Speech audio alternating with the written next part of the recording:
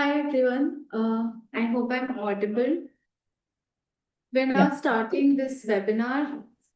What do young children's book creators want?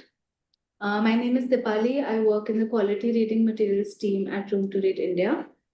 And we have a bunch of young creators with us here in this webinar. I'll start with some housekeeping rules for this session. As an attendee on Zoom, you would be muted and your videos are off. Of course, if you have any questions, please do use the Q&A option in the Zoom to add them, and we will be tracking them and we'll take them towards the end of the session. Our webinar is also being recorded and streamed live on YouTube. If you are watching us on YouTube, please add your questions to the chat. We'll also be taking care of what is coming in there. If you have questions to a particular panelist, please mention that. Otherwise, we'll pass the question along to everybody. I'll introduce everybody who's joined us here, starting with Pankaj. Pankaj Sekia is an author, illustrator, and art director from Assam. He has both written and illustrated picture books, comics, and animation inspired by the socio-cultural landscape of his region. His picture book, Theatre of Ghosts, has been featured in the Parag Honor List 2023. Then we have with us Yamini. Yamini is an illustrator and animator from Kerala, a graduate in visual communication from the NID. She currently freelances with various studios across the country, and she specializes in storytelling through art. Next, we have with us Mariam. Mariam Fatima is an author and editor based in Delhi. She currently works with the children's division at Penguin Random House India, and her very recent debut children's book, Vincent Can't Go, was released in May. We also have Sanid. Sanid Asif Ali is a comic creator and the co-founder of indie comic book publishing space Studio Niyat. He's based in Kochi. He has created graphic narratives such as Gustoso, Krishnavanam, and Hope On. He's also worked with us on a children's book on the life of Sugata Kumari. Lastly, we have Siddhi. Siddhi is a storyteller based in Mumbai. She has a degree in animation film design from the National Institute of Design, Ahmedabad. She has been freelancing in the field of animation, film, storytelling, and visual arts.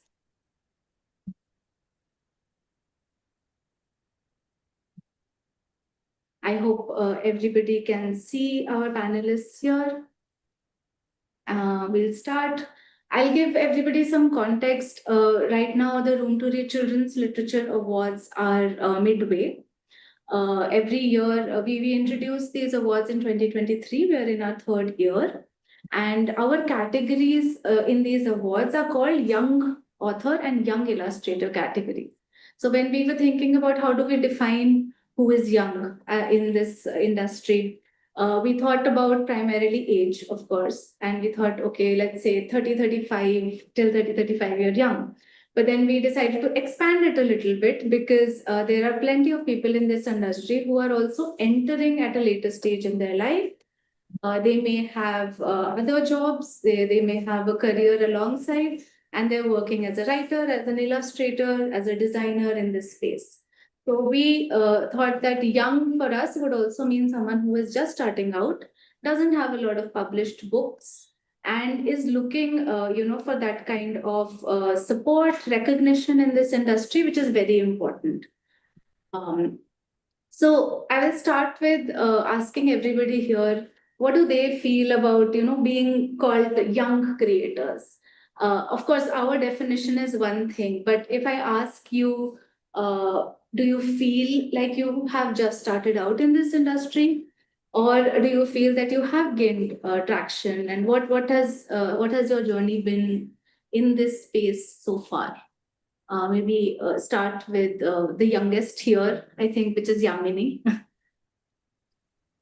Hi all. I hope I'm audible.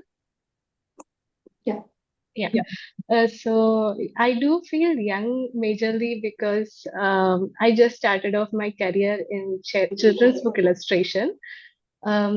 I've been working since 2022 after graduation from NID. But I've been working as an animator, freelance animator, illustrator, concept artist. So last year I joined Room to Read and then started off my career in children's book illustration. And I've been falling in love with this path so Yeah. far. And it's a new learning experience because it's totally different from the usual illustrations that I used to create. Because there is an age for children, there is an age appropriate visual language that we should follow. Like Mhm. there is an age when they are drawn to shade based illustrations, then comes expressive character based illustrations, and Mhm. then there is an age when we can introduce subplots, narratives in Yeah. illustration. So while doing each books, I feel I'm learning something new while talking to editors or authors. Yeah. So in a way, experience wise, I do feel quite young. Right. I think in my experience working with people who are just starting out, I also feel that I see more variety in their styles because they are still finding the way that they want to draw or the way that they want to write. So I have seen that they are more open to experiment between formats, genres, art styles. So I think that that is always a good thing to have from my point of view as an editor. Mariam, how do you feel about being a young editor and a young author now? So I've been working for almost 4 years, close to 4 years, with Penguin, and I think being young is great. Even though I don't feel young, but I work with very accomplished people who have been in this industry for more than 20 years, 25 years.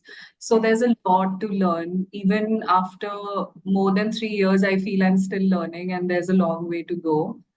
And uh, I think being in Penguin and working with children's literature, especially, and then publishing a book which is for kids, I am really, really, when you guys sent us these questions, I was really thinking about it, and I felt that I am majorly in a position of privilege because I work with the best people and they're so talented and they know everything about everything in this industry, and I'm still learning. Mm. So I just feel that being in this position has really been wonderful for me. Even for pitching a book, it has been great, and I feel that I have friends who will read, who always read the books first, whatever Yeah, I write, they read it first, and but having people who will not lie to you, who will tell you the truth about the good, bad, or ugly, whatever it is, yeah, to your face, and especially when you are in a creative field, you need that. correct. So being in this space really helps as a creator, as an editor as well. So Mm. I mean, I'm really grateful to be where I am.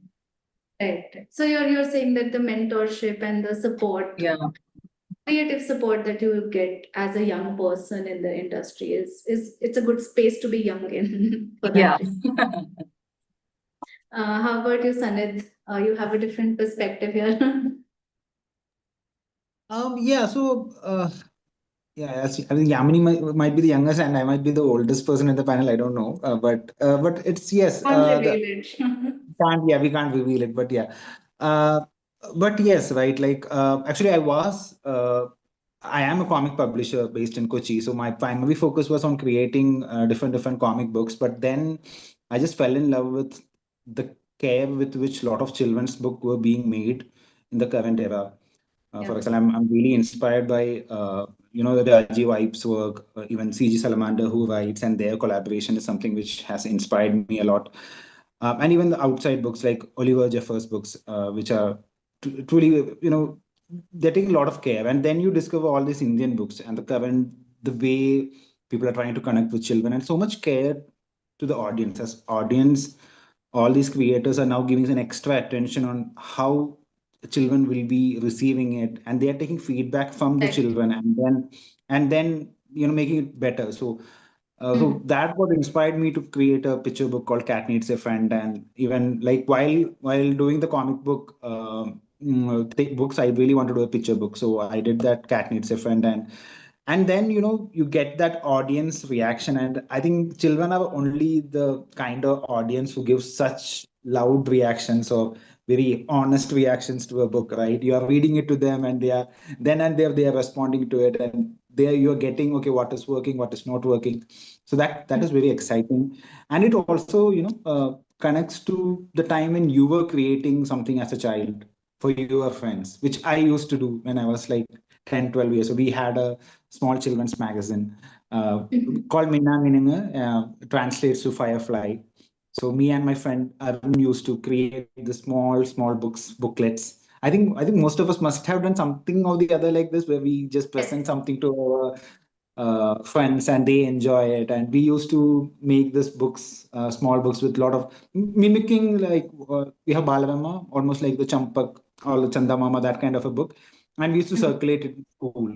And we used to know that, and the children are giving feedback at that time. And so it's connecting to that. So it has been exciting. So while being a young creator for children's books is very exciting. And currently also doing a comic strip for children in Hindu Young World. So it has been a great journey, especially the aspect of presenting it to the audience directly in whatever Right. festivals or whatever Right. school events. So they will be able to do it. So yeah, that has been very exciting. Yeah, I agree. I think it's young people writing for young people, and that creates something that has a lot of value, and sets it apart, sets that work apart. I see that in people who are just beginning, because at Room to Read, we've worked with people who've never, let's say, done a picture book. They're brilliantly talented artists, but they've not done that specific format of a picture book.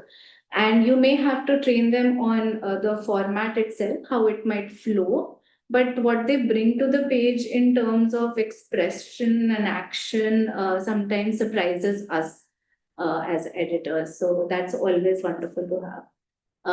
Pankaj, you want to come in next? How young are you feeling today? Definitely not very young by age, or like I started out in this industry around 5 years ago. I've been working since. Uh, I do feel young in terms of the kind of books that we are doing now, the kind of subject matter, the kind of different context, cultural context, genres that are coming up. So that way, I feel like it's very exciting time for, at least for the Indian children's publication industry as such. Like if we really look into, like, say 10, 20 years ago, the kind of books that were being published, or the kind of subject matter that were available, it was quite different. Now it's like a whole new world has opened up. And when I, as a creator, I also write. So as a creator, or as a writer, when I'm looking into newer stories, so there's this whole new world which I feel like, there's so much more to explore, so much more to tell, so many more stories to be told from different regions, which have not been, visually captured yet, within the format of picture book, or within the format of comics, or in this genre. And then there's the idea of exploring into different kinds of genres. So there I feel is really exciting. And say, just just Yeah. seeing so many graphic novels and comic books coming up for different age groups. It's I think it's really, really exciting time, and that's one of the reasons I feel like a young Yeah, creator. no, I understand. I mean, it in some ways the Indian publishing for children itself is young, in the sense it's still finding its footing, especially in multiple languages. In English, I think we have made a we've made a lot of progress. But in local languages, we are still figuring out how do Western genres and formats translate for us. Do they, or do we have to create our own genres, so to say? To accommodate for our contexts. Do you feel, because you've worked a lot in SMEs as well, do you feel that your work style or process differs when you work in different languages? Oh, very interesting question. So when I'm working in, say, within the context of Assam, or producing something which is very region specific, what happens, like, especially when I'm writing for in a language, I also start thinking of the characters in that language. Like, say, if I'm writing a story in Assamese, I have to particularly think in Assamese, but that's not probably I mean, my process, like in general, like I'm not that person who always thinks in my mother tongue. I might be thinking in English. I might be thinking when I'm drawing, say, other characters, I might be thinking in English, like, from any other part of the world. But whenever I am doing a book from the region, it like I need to hear them speak in my head at least, like in the Yeah. language. So even if the script is in, say, English. So that's Yeah. one thing.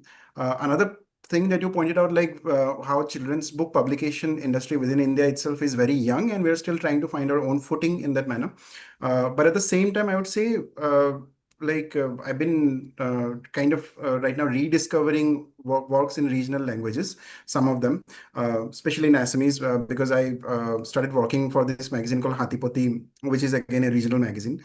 And we are trying to translate some really old works which have already been done. And then you discover, like, we might be thinking there must have been this juncture where we don't know, like, these things have not, or we feel like it has just started. But when you look at our older Yeah. works, you realize it has already been done. Like different kinds of work already existed and experiments have already been made. It's just that we need to rediscover them and also, represent them or recontextualize them.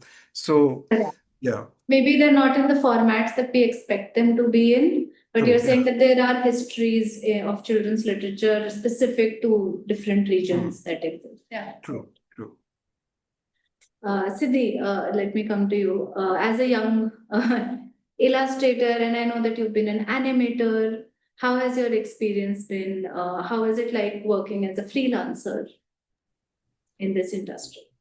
So I started off, my first internship was a children's book project, which was basically a marriage between animation and children's book. It was a GIF book that I worked on. So that's where I found my love for children's content. I realized how the kind of open space that the format gives you, it allows you to experiment in different forms and appeal to children in different way. It requires a different sort of wit, I think, to work with children and for children.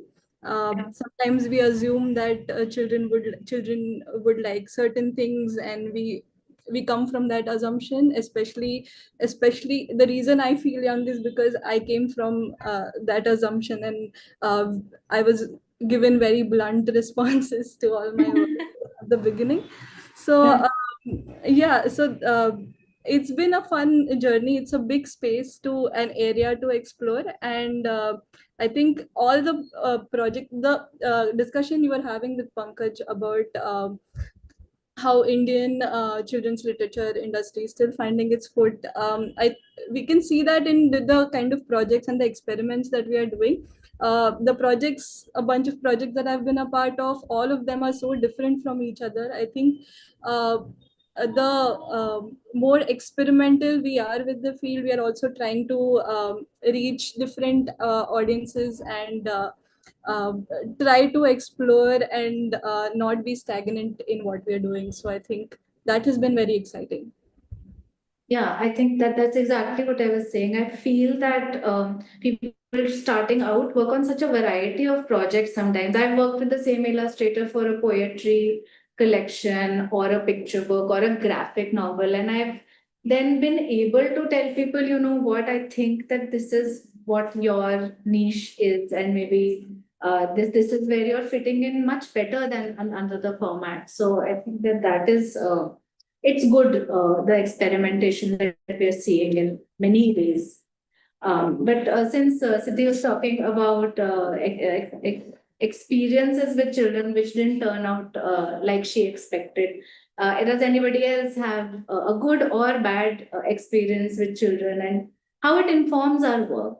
We take books to children and then we find out what maybe might be underestimating them or thinking about their interests in a very close-minded way sometimes. Anybody wants to? Mariam, you want to come in?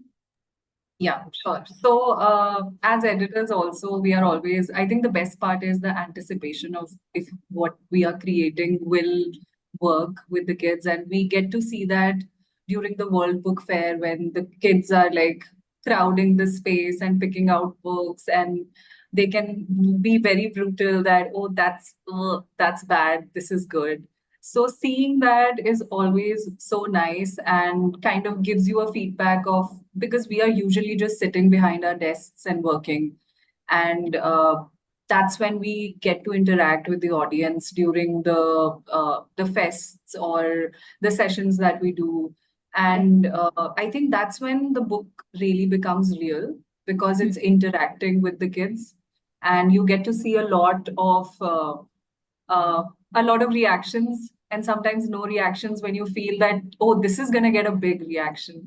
Yeah. So, one of the things, as an example, one of my colleagues recently brought out this book series called Silly Billy series, and it was at the book fair. And we were just thinking, will the kids pick it up? It's so fresh and new. What's going to happen? And then kids were just picking it up and they were just reading the name and they were like, Silly Billy, Silly Billy. Oh, I want this. And, Yeah. just the name of the series was just, speaking to the kids. And it was so wonderful to see that. And you never know what will work and what might not work. So, it's always the anticipation that really keeps you on your toes. And Yeah. when something clicks and it works, it's such a big reward. Right, right. Absolutely. Like I said, sometimes we underestimate, sometimes we think that a book will work, but children may find their own ways of interpreting it, which has, surprised us all, I think. Sanid, do you want to talk about any experiences you've had with children on your work? For example, we went to Bangalore Lit Fest with, and we presented that comic strip of ours, like Detective Nemma. So it's ultimately about a little girl who solves crime in a rural village in Kerala. So, and while we were explaining these panels, and our idea was to we will just show the children how Nemma is investigating and doing that, and how they can create a comic book in a way, but they were just coming up with all these different way of investigation, and they were like having endless ideas, and we were like trying to get to our idea that no, uncle, actually she can do this, she can do that, and so many parameters which they were thinking and giving. So me and Pranav, we used to discuss and create, and ultimately I think we had a thing like, okay, it's an investigation, but it's an investigation for children, so we can kind of keep it low stake, or maybe sometimes get away with certain plot holes. But that experience really shaped us. We knew that it's not easy because they are really noticing every single detail more than what we expected, and they know that, okay, when a logic breaks or something happen, they will catch us. So they were like even saying that, no, uncle, she would have done this, she would have done that, and they were like interrupting us all the time. And Pranav was like, okay, let him explain, let him explain. So we will get all these ideas.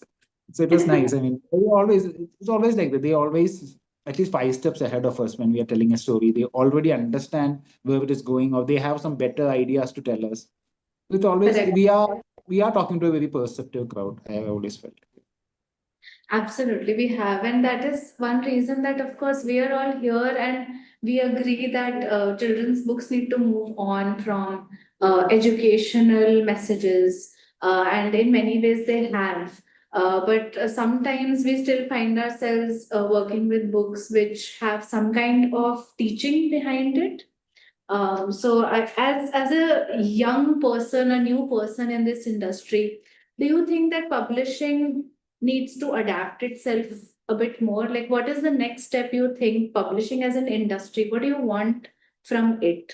What better can it do to support creators, but also cater to children's interests more? Anybody, Pankaj, you want to?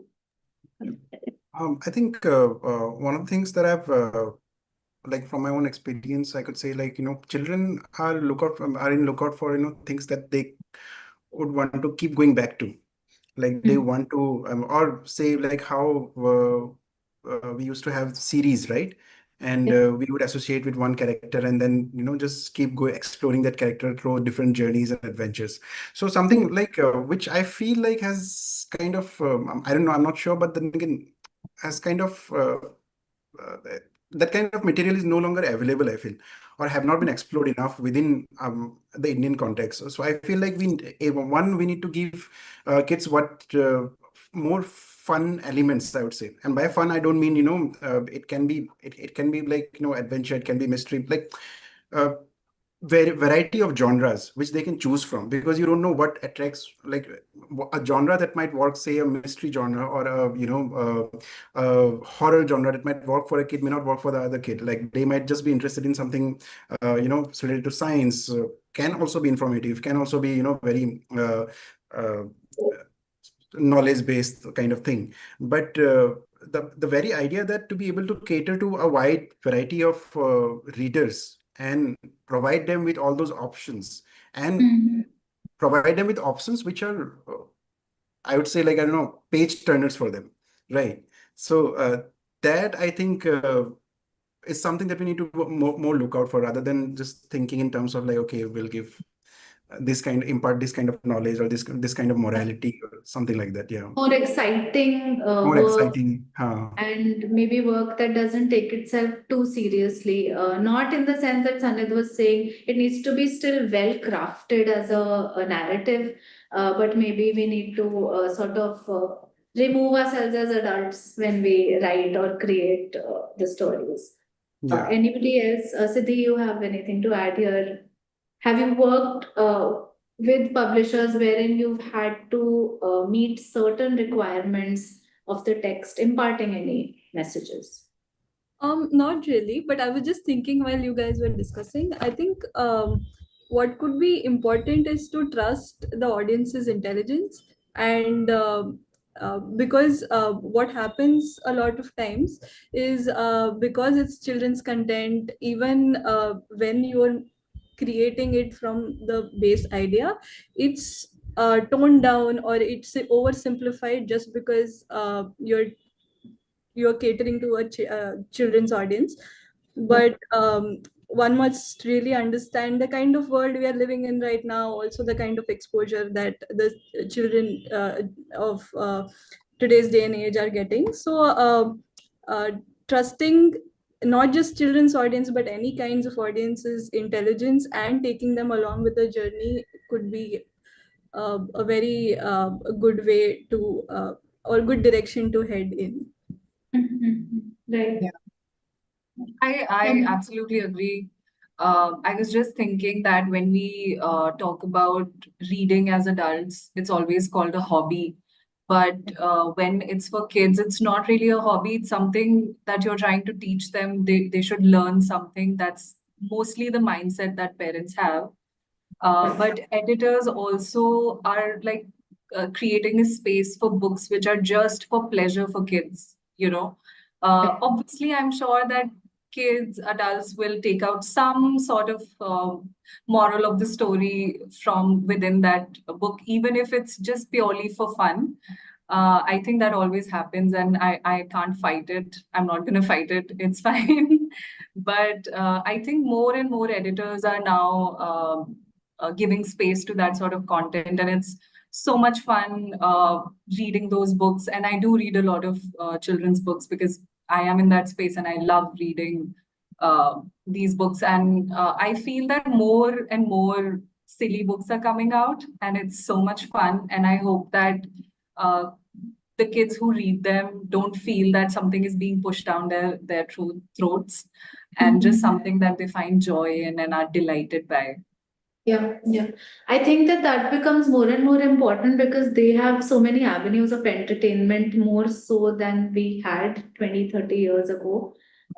How do we really make reading something that they look forward to and don't find a chore? That is there. So I So, have a personal experience to share. For what Mariam said, we are always searching for some morals in stories most of the time. It's always good to part wisdom and knowledge through illustrated books. But I think it's also important, as Pankaj said, to part some fun elements or some other other emotions like empathy or curiosity through books.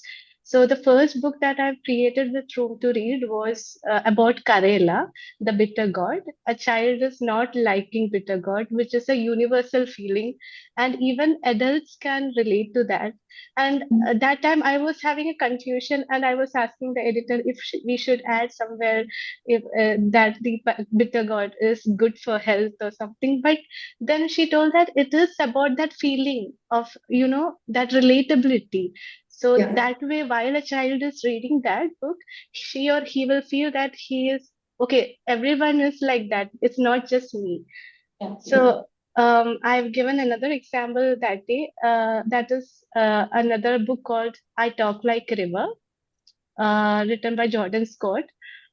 In that book, they are talking about a child who is suffering from stuttering, and he is really panicked to talk in front of his classmates. And his father takes him to a river bank, and then he tells him that he talks like a river. And then the child is realizing that, okay, sometimes the words are not coming out. He's quiet, sometimes it's swirling. So he is actually talking like a river. That makes him accept his trait. And I think a child who is having a stuttering can relate to that, or they can relate someone who is like his friend, his or her friend might have such an Yeah. trait. So it's all about representing some things and empathizing with others' feelings. So I think there are a lot of genres, as Pankaj said, there are lot of genres that we can explore in this field. That's what I feel. Right, right. Of course, there are always intentions with which we create a book. How strongly they come out on the page is a fine balance, I feel. Uh, and like Mariam said, I mean, different children will take different things from each book. Whether it's, oh, I relate to this, or oh, this is new for me and I didn't know this before. Those are two feelings that one could have about the same book. Um, Yeah, from a different perspective. I Yeah. think it's already also like, sometimes there are stories which are really like, I think I'm forgetting the actual name of the book, but it is about fear. So it's about children who face fear in school. And, but the way that book was designed is, the fear is shown as an actual kind of like a monster who is stuck to this child, and Right. it's a big monster in the beginning of the story, and how slowly through experience and having friendship and everything, this monster becomes small. And then the girl also notices that other monsters are there with other children. I mean, this fear is present in all the children. It's not something which only she has. So Hmm. obviously that is like a little bit like you're teaching something to the children, but at the same time, like my children are reading the book, they are enjoying the design of the monsters, and what is this fear monster doing, what is that fear monster doing, and they're having fun with the book also. So I think it's important when you said that balance part is quite important. Like even if you are sent, you want, I mean, obviously if there's some message or something might be there in the story, you don't have to fear that okay, the message is coming out, but it's important to like know that this is for children, and Yeah. you don't, yeah, you're trying to make something engaging or entertaining for them. So I think that balance is where we have to kind of Yeah, I think that strike. that is always a question, that where do you draw the line between books for children and books for adults? There are so many books that were originally written for adults, but nowadays in bookstores you'll find those classics for children, and that is considered very ideal reading because you have to know your classics.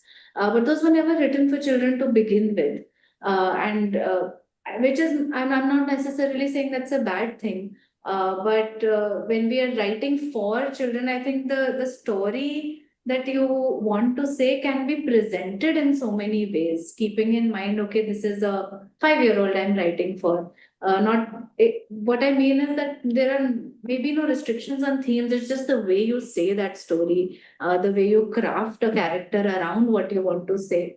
Often that is what determines what is for a young audience and what is not. Um, so that's it. Uh, I'll move on to a different kind of question. We've talked about experiences you've had with children about your books, how does that, does that make you feel very confident in the fact that, yes, this is what I want to do? This is why I create for children. When you think about, okay, I'm in this space and I'm just starting out, what are your feelings around, okay, yes, I'm very confident, this is what I want to continue to do because uh, I'll try to rephrase it a little bit. I mean, I'm asking as young people in this industry, what keeps us going? Yeah. That's Siddhi, a yeah, that's a thinker. yeah. Siddhi, you want For to go me, first? yeah, sure. Yeah, for me, I feel. Oh, sorry, Siddhi, you want to answer? Yeah. No, it's okay. Go ahead. I'll. We can all For me, come I in. think Yeah. I've said this. I think, yeah. So for me, it's like the effect, the way a good picture books lives in a child's memory. I feel that is quite special. They associate it with their childhood very easily because what happened was like my sister was returning some of the books which I gave to her when her children were growing up, which we both of us had, and then when my children were young, she gave those books back to me, and I was excited to find this one book called Tuffy the Tiger, and that all those memories came back when I was a child, when I was reading it, and how I enjoyed that book. And I have read that book multiple times, and I could like while even though I was discovering that book a long time, after I could remember all the pages, and I could sense that emotion with which I was reading that book at that time. So it's very special in that way. I think the children's picture book, and even I try to send a message to this illustrator to what she's doing, etc. Sadly, she passed away, but yeah, but that feeling really, I feel it's a kind of like putting out a children's book. Yes, surviving in the industry and all those things are very valid and something I'm looking forward to figure out how you can get more children to read and all those things and to have a proper thing. But it's a long game, I would say. Like, you are creating something out with a lot of sensitivity and empathy, and Hmm. that will be like something of value to a child. And it might we might not even get to know this because I mean, not everyone reaches out to the illustrator and writer, but still, I think it's a kind of like a very good thing to give out if you are making a good book. That is, it's a good Right. contribution, I would say. Yeah. Siddhi, you want to So go that's next? No, I think when you say what keeps you going as a children's book illustrator, I think I can't help but feel a little selfish here in terms of thinking from the artist's perspective, because I like being in the children's illustration area or space, not only because I want to create for children, but I also want to create for myself. And Hmm. the space lets you be so honest with yourself, and when you're Hmm. creating for children, you condense so many of your personal experiences, your emotions into this one beautiful idea that you would have never thought of creating, especially for an adult content, maybe because I think that space is a little more polished in terms of how to express and where to express and what to express. So as an artist, I feel much more alive in this medium, and the audience is also more accepting of the creators canvas. Yeah. So I think I thought of that the moment you asked the question. I think that's a beautiful way of putting it. That it's sometimes things that we are doing for ourselves, Yeah, absolutely. as much as we're doing for children who will eventually find these books. Yeah, Mariam, you want to? Yeah, so for me, how it all began was I read, I'll do anything to bring up this book by Samina Mishra. It's called Nida Finds a Way. It's a whole book.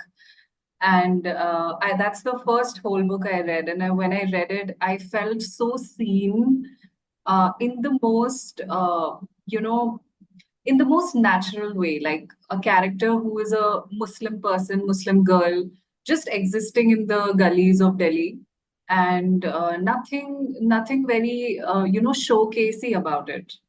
So Right. when I read that book, it hit home, and I had this feeling that I wish I had read this when I was young. I would have probably turned out to be a very different person. And I was wondering, where were these books when I was young? Also, because when I was young, there was not a lot of books that were accessible to me. Also, because having brown parents is also that they're like, academic books are more important and you should focus on that. Don't read other books which are out of your syllabus. Um, so I just felt that the feeling I would have felt if I read Nida Finds a Way when I was maybe like 10 or 8 would have been very different. And I just hope that some child reads the book that I wrote and feels the same way. And I think that's the only reason to go on. Yeah, yeah. Yeah, I think that that is then a common sentiment that all of us feel when we talk about our work. Or Yamini, you want to join this? Mm, I think there is a fulfilling feeling that we are having while creating children's book. As they said, I think it's because of that honest audience and the freedom that we as a creator have to, mindfully create things. We are putting a lot of thought into even a small picture that we are drawing because they are going to notice each and every small details that we are putting in. Yeah. So the entire process is really fulfilling. For that matters, I must say the book that Sanid has written, Teacher Amma, and which is published by Room to Read. It was an unsatisfactory project, I would say, because I love to tell tales about nature, and it's told by Sanid, and I could illustrate it about a well-known environmentalist from Kerala. So in such a way, I feel we do feel a fulfillment in our job, in the job that we are doing. So that is what drives me to create more and more illustrations, and maybe someday to write also for children. Yeah, yeah, absolutely. And this group that we have here, everybody has done a bit of this and a bit of that. People have made transitions from editing to writing or illustrating to writing. And I think that that means that storytelling for children is cannot, it cannot be silos. You start illustrating and you think of your own stories someday, like Pankaj has done. Or you're editing and someday a original story comes up in your head. So I think that it's a very fluid field in that way. Pankaj, you want to say anything about what keeps you going? Yeah, I think again, like just continuing on what Siddhi said, like I am here for totally selfish reasons. Like I just want to tell stories that I wanted to see like when I was a child. Again, Yeah. I didn't have much access to, different kind of stories or not much variety of books for that matter. But now that after a certain age, I got exposed to all this literature in the world and, different varieties of genres of work. I want to recreate or kind of create, all those things like out here. So that's what keeps me going. Another thing that really, really, excites me is that physicality of the book and the fact that as an artist, say if you're what if you're a painter, and nothing against painters or something like that, like like when you're say working for a gallery, right? It's a particular specific audience. It goes out there, it stays there, goes to a collector, gets locked up, and then it stays there and its value increases, whatever. Yeah. But children's book, picture books for that matter, are an opportunity, right? Like your artwork, it's in a piece of paper in a physical form, and people are able to buy it, right? Children are able to buy it, and it's reaching out, inside their cupboard, under their table. If they don't like it, they will throw it away, they will tear it, make chana paper out of it. That's also fine, but that's your life is out. I mean, your art is out there, having a life of its own. So like from my own personal experience, I got this hard those hardbound books, no, like for those baby books that we have, Yeah, board book. interactive books for my niece, and I just love how she interacts with that book. Like, she will throw it away. She will, if she wants to have read it, she will read it. There are moments when she's like so much in love with the book, she will bite it, right? And then whenever she wants to revisit it, she will revisit it. It's lying there somewhere, and then suddenly she will remember it, and she will just keep crying about, I want that book only. So Mm. that is the kind of relationship, that is the kind of artwork out there that I want to, give, take it out into the world and let it live its own life, kind of thing. And that's what really, I feel, keeps me going. And of Yeah. course, the struggles are there and all those things, but yeah. Of course, yeah. But what you're saying is that there is so much scope for interaction with the children's book. True. Yeah. And especially I feel that when books get translated, because so much of literature available to me personally as a child were books in translation, books from secondhand books, which we didn't even know the origins of. But it was there and it was a story. We keep talking about, oh, children should have books from context they're familiar with. But in fact, we grew up with books from context we were not familiar with at all. But like you said, that book originated in another part of the world, reached me here, and I got to interact with it, which is something that could not happen in all kinds of mediums of art. True. And just to add on to that, like, how it's also interesting if you look at how wordless picture books work, right? Yeah. Usually in something with words, we are providing the context, the words are providing the context, or whatever the setting is.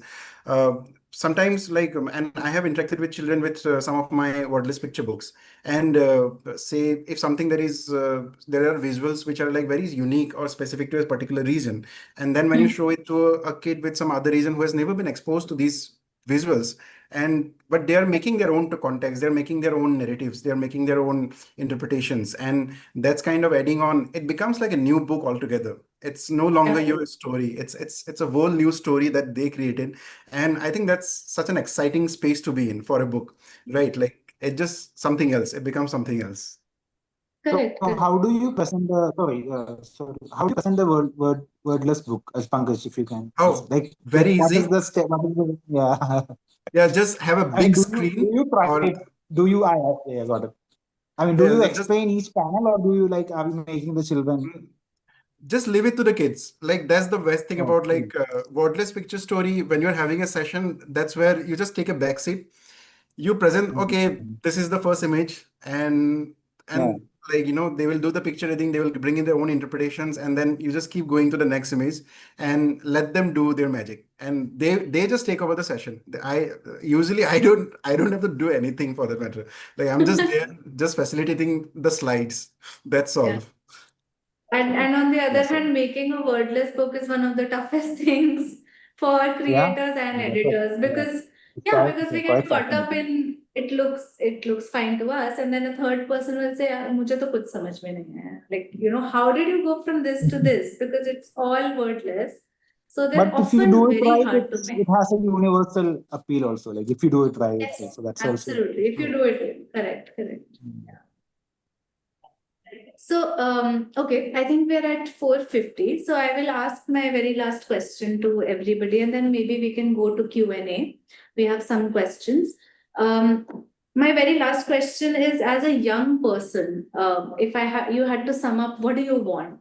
What you could answer it as in, what do you want from yourself? What's your dream project?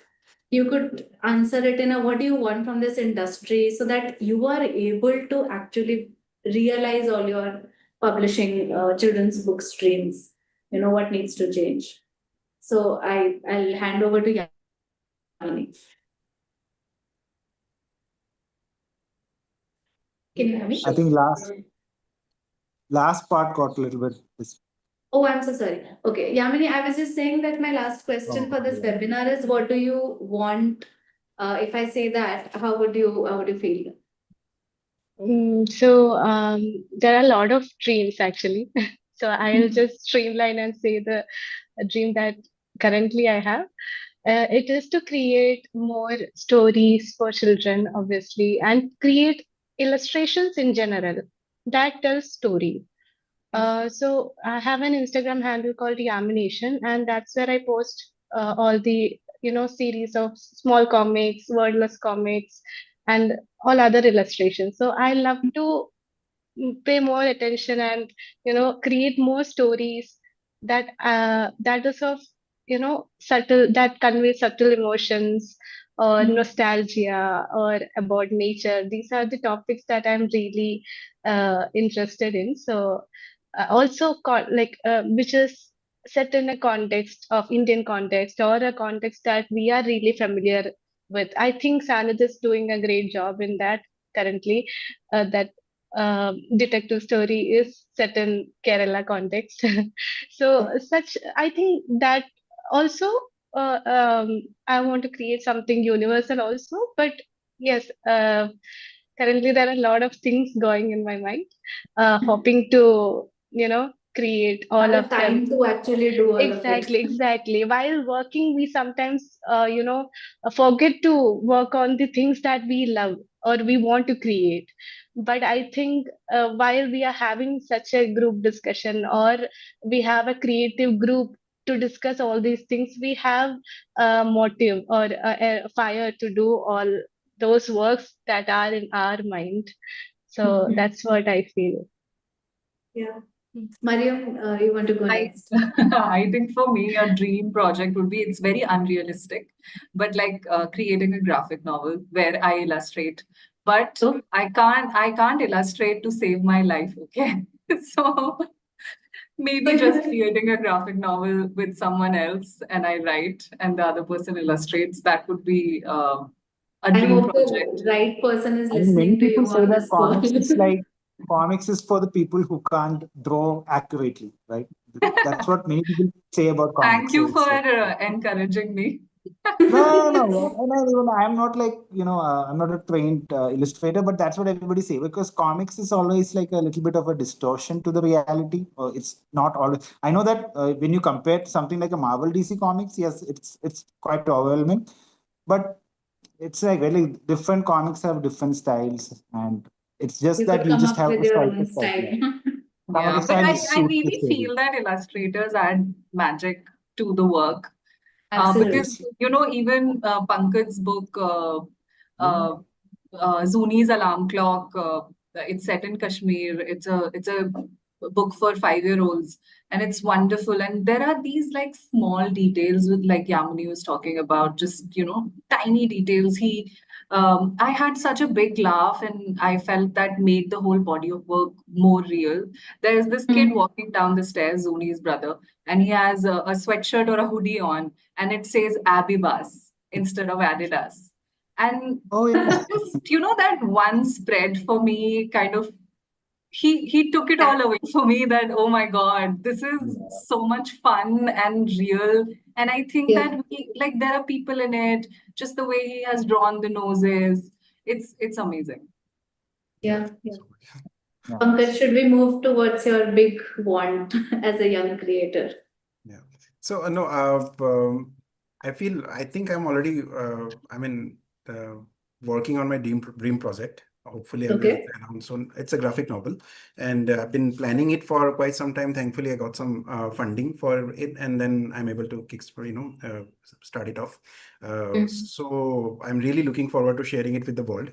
And Mm. this is a story that I have been carrying with me for more than 10 years, I would say, because right from the inception, and that's how what happens, right? Like you just keep it churning inside you, and you're waiting for the right moment, waiting for the right funding, waiting for the Yeah. right situations in your life where you can sit down and do. It's not like now is right the perfect situation, but it never is. So yeah. So Yeah. but then again, while creating this book, I realized how important it is to have the ecosystem of producing a book. They say like it needs a village to raise a kid, right? A child. Yeah. I think the same Yeah. goes for a book. Like, we need the entire ecosystem of good editors, good art directors, good printers for that matter, who understand how to print good illustrated books, and good Yeah. paper. So if so much goes into it, right? And also the good amount of the right kind of funding and time where which you can invest into it, and give it proper time that a book needs. Yeah. for it to grow and flourish into what it really, for it to its full potential. So I think that's really necessary. And if we, all of us are creators here, and like, if you have to continue in this industry, I would say like we will need better ecosystems, and we need, Yeah. and this will not happen, but say just by one single organization or say one publisher. There multiple Yeah. publishers have to come in, or and I feel like there should be more, and it is already happening. I can see that like a more children's book publisher, or at least in the children's book publishing industry, more publishers are coming in. But we also need like quality designers. We need good training for illustrators, good systems where they can share and exchange ideas, and editors and art directors. So the whole system. Yeah, I understand. To begin with, like Mariam said, it is a supportive industry, but sometimes it's not just about peer support. It's bigger. It's a bigger question than Bigger, that. yeah. Are you getting the time, resources, and proper mentorship for you to be able to realize a story that is in your head? Absolutely. Sorry, I got. If someone's not answered this, I think Sanit. Yeah. Yeah. So I think the primary thing would be like to finish up Literary Nema. So me and Prana, we have I think right now we have a 63rd strip. So we are thinking like at least we should finish 300 strips of Nema. So that is the whole first priority. Then keep Yeah. on creating children's books. There were a couple of ideas which is like brewing. I've talked to another illustrator. So it's titled Girl from the Sun. So I mean, we have figured out the story, but yeah, we are just planning to do that project. So a couple of projects are coming. Yeah. So do you want to help close this? Then we'll move to questions. Dream project for me. I personally like working across mediums, across different formats, and I like expressing not just through drawing, but I also like stop motion a lot. And because I come from animation background, I got to use different mediums and explore different mediums as a student, and that is something that I think I have that in mind for every project as well, where with every new concept that I think of, I try to bring it all together through different mediums and formats. So I think instead of letting the mediums compete with each other, if we have something that points at something in one direction, then that is something that would be very exciting to work on. Given the kind of resources that we have in today's day and age, and what if we tell a story through different mediums, but like a single concept that is told across different mediums, because our lives are also like that, right? Like we exist as much on social media as much as in real life, and so many different ways of us consuming. And so right now we are having a panel discussion on Zoom, and we are also sitting in different cities of our own, and something that justifies our lives in that ways also is something like a dream project for me, which is a little difficult to execute, but why not? Yeah, I feel like that is the common sentiment coming out of this webinar, that we're doing work and we're seeing children's interactions with those works in a great way, but sometimes it might feel like the interactions are, separated from us. We don't really know what will happen of a book that we have created, and the space is all about that. We can only strive to incorporate children's lives into our books and have work towards books that represent them better, of course, but also books that they can engage with more excitement. So thanks. I will now just open the Q&A chat. Maybe there's one question here that people want suggestions on wordless picture books. It's a new genre for some people. So if anybody has recommendations, you could put them in the chat and they'll reach everybody who's joined us here. So we can do that. Aishwarya has a question. Maybe Mariam, you can take that. How do editors select or accept a story to publish? Could you speak a little bit about that? Yeah, so there are many ways actually. Sometimes it's just that we read something and we feel connected to it. But it's also very important as an editor to be unbiased, because if we just publish something that is, just for our taste, that's unfair. But at the same time, it should, also speak to you. But as an editor, you need to have that vision that what will work for the audiences, also what will work in the market. You have to be realistic about selling a book as well. Because in the end, a book works when it also sells. So that, and we have a submissions email. We are flooded there. It's very tough to go through all of them, but we try. And I think mostly an editor looks for potential in a story, because maybe the first draft is not as great as it can be, and that's where the editor comes in. So we do try to have a very unbiased, objective view of every manuscript, because that's also our job. And also that your what speaks to you personally also comes in, because when you see an which nobody really sees, an editor's work, the kind of books they bring out, there's also a pattern in it for each editor. Yeah. And I think it's important for an editor to keep your feelings aside as well, and understand what might work for audiences who are reading and what the readership demands, and it's our job to also supply that. So we try to keep an open mind. We have to keep an open mind. We do, and also merit in writing, how much scope of work a manuscript has, and how much can be improved, and what's worth improving and what isn't. So Correct. that's why I say having editors as friends, it's always a it's good to get feedback, and the real sort of feedback, because a friend who is reading my book might feel very connected to it because they are connected to me. Yeah. So yeah, it's great.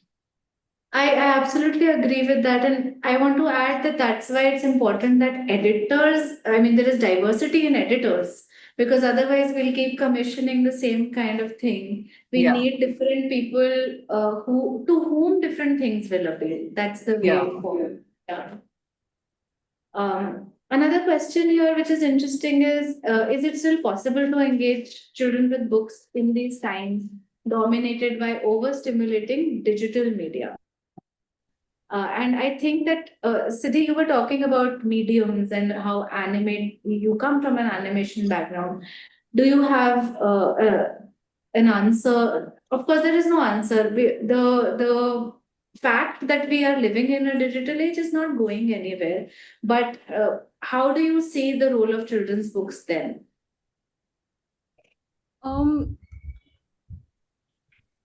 This is exactly like you said, like there is no answer. And also the fact that we as creators, if we're making a book for ourselves, then we are trying to connect with the inner child that we once were, but also the child that we were like, it was some other times, and the times were different. So if we're making a book for that child, then maybe our the book that we end up creating would look very different and may not work as it would work for us. So I think it's important to sort of then zoom out from your work and understand what works in your life, interact with children. I mean, it's a growing process. You have to continuously learn, but that is why I am more excited by different kinds of mediums coming in to create more interest towards reading. Because every medium has its own unique uniqueness to it, and USPs and things that are exciting about it.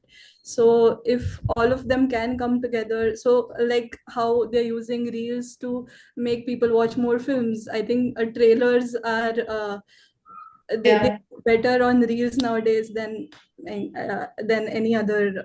Which is why the book review space is so important. We don't have enough children's books reviews.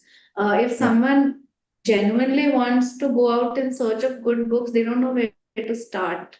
They don't know how to look for Indian children's books, even in the bookstore, because they are not front and center, unfortunately, in many spaces. And when you're Also, talking to about add to that, sorry. no, No, no, sorry. please. Yeah. Also, to add to that answer, which Siddhi was saying, yes, that you need to make children interact with books. I think a good way to do it would be for you to read these books loud to them.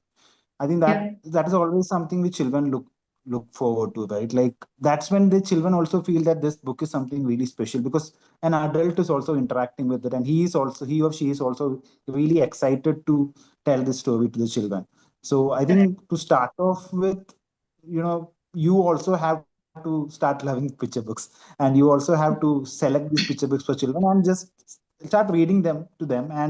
And most of these children's books are nowadays, all these children's books are made which can be enjoyed by adults also. I think even if it's a silly book, even if so that is how it is designed. So there are like really good picture books out there. It's just that it's not something which you just give it to a child and you just interact with it and make it an experience out of it, because that is something which children cherish. When we sit and read out a book to them, they can read. My daughters, they can all read, but they love it when I just sit next to them and read at least like initial few pages of the book, and then they can take it.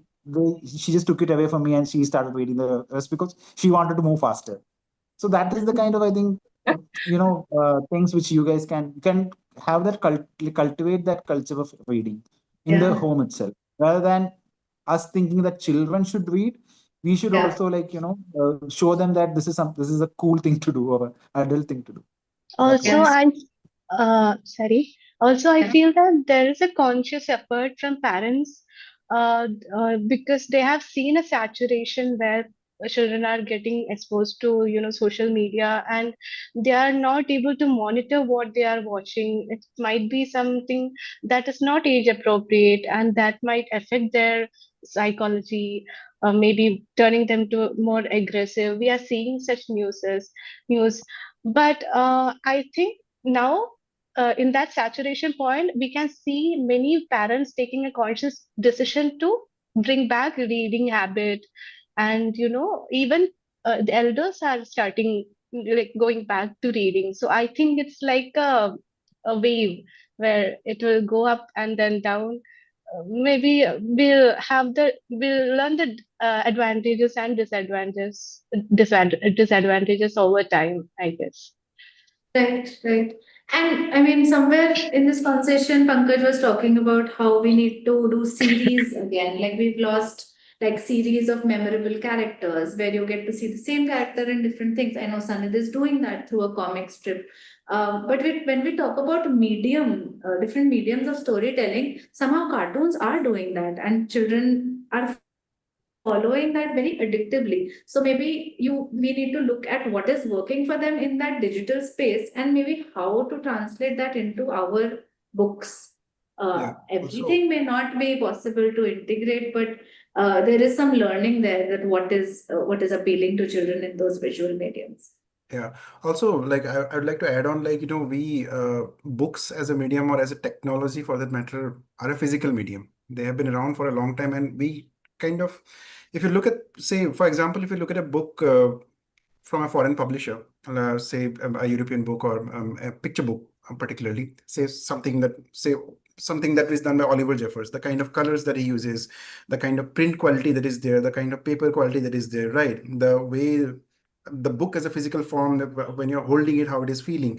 So all those things matters a lot, and we somewhere also need to start focusing on the quality of production. And by that, I'm not talking about just what we are doing as editors or illustrators, and how it feels and how it comes into the hand of the reader in the physical form. What is the feel? What is the texture of it? So Yeah. Of course, there are monetary constraints, and there are a lot of issues related to that. We know that, but then again, we do need to start thinking in those terms as well and try to find Which is where the ecosystem comes in, that a lot of True. people have to, all the stakeholders have to agree that it is important to invest in that physical aspect of printing of your book. Yeah. True. Okay. Someone's asked, what are everyone's influences? So, does something stand out in your influence?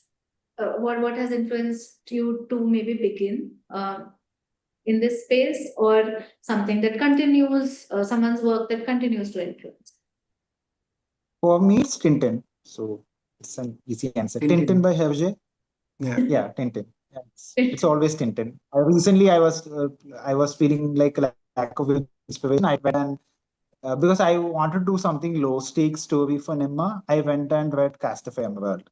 Not to just copy that storyline, but just to feel how he did it, right? Like it's a very low stakes story where just Tintin is hanging out with Haddock and gypsies come and live there, and nothing really happens in that story, but it's very entertaining and funny.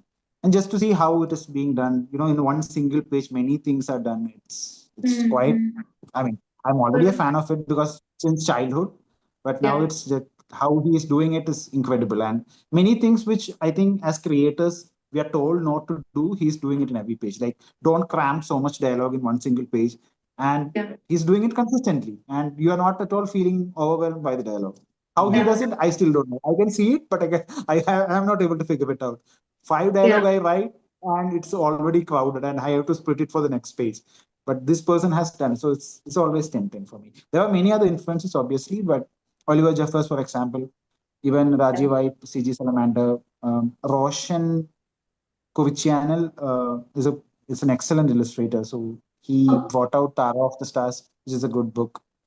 There are many such Indian illustrators and creators. Obviously, Pankaj's work is really rather beautiful. You have contributed for Comic Sense also, right? Yes, I have. If I remember, yeah, that's a beautiful comic I have read. So Thank you. it's many influences there right now. He's an inspiration and hence not young anymore. So, Yeah. Obviously, Yami's work, which she did for our book, it's yeah. always like it's interesting, right? Like we haven't talked to each other, but still we created a book together. It's wonderful, like of our times, right? I had to give a script to her. We just talked very briefly over Instagram, I've asked, but I she think I just reached out and asked if you have a specific style in your mind. yeah, And yeah, you, whatever. And obviously, I am aware of Yami's work, how she uses greenery, and that was an excellent selection by whom to read to select Yami for the work because she's the best person to do it. So yeah, so a lot of Thank you. influences and yeah. Yeah. Okay. Someone's also asked the lack of children's book reviewers that I mentioned.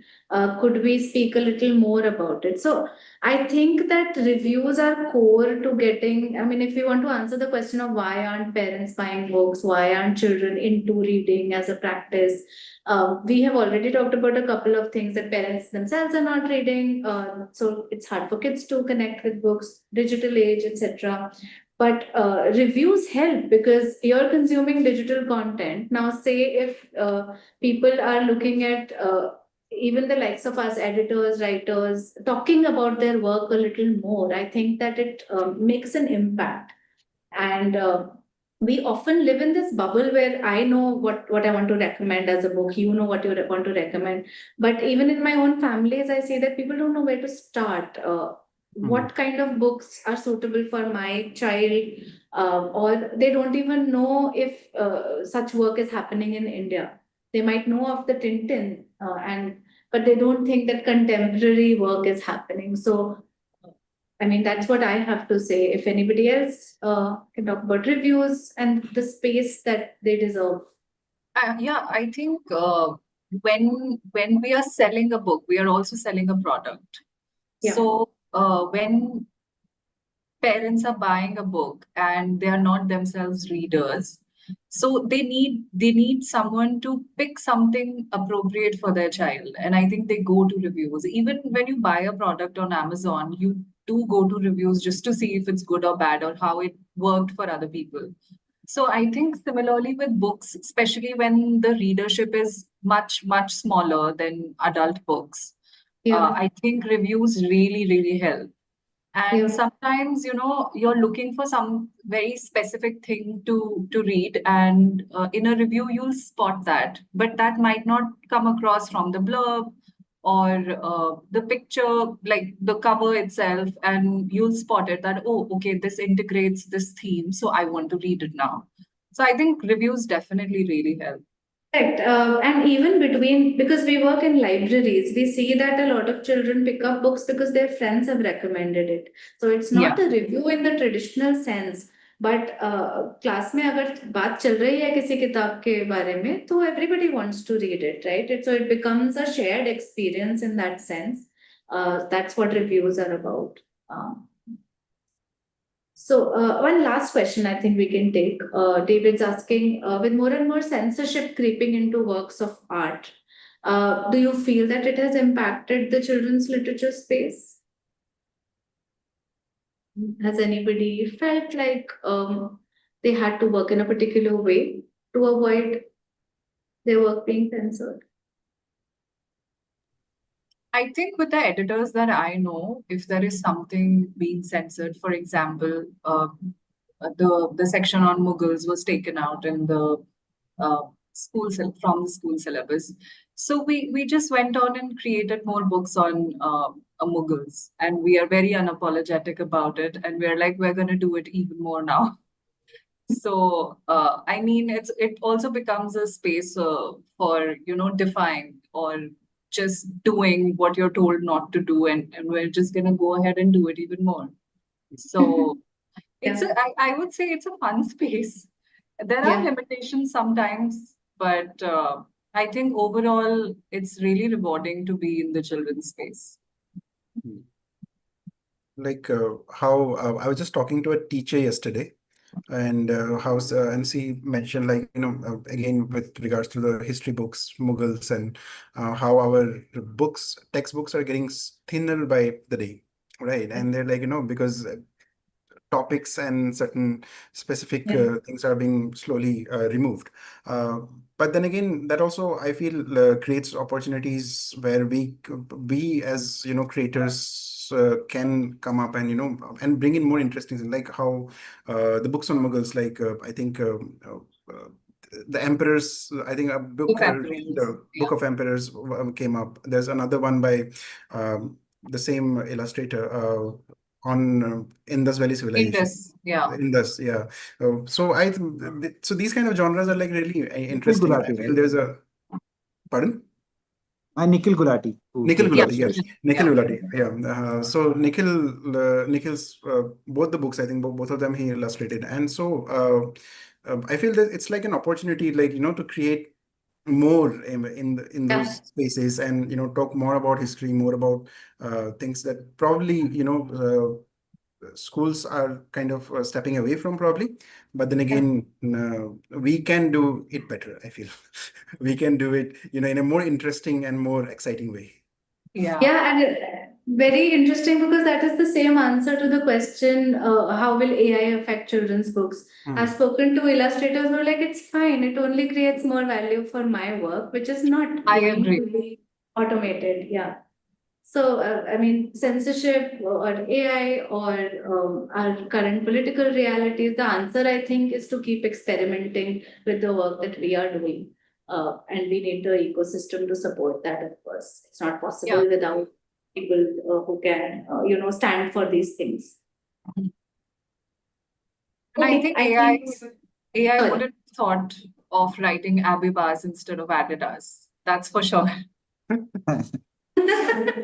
Yeah, correct. Correct. Thank you so much, everyone. If we've missed some questions, please follow all these people on Instagram, and I'm sure they will be happy to talk about their work with you. We've put everybody's work in the chat, and we've tried to answer some questions.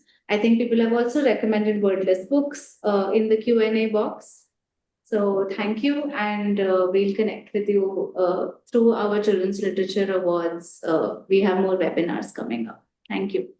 Thank you so much. Thanks Thank you so everyone for much. being here. Thank Bye. Thank you so much. Bye.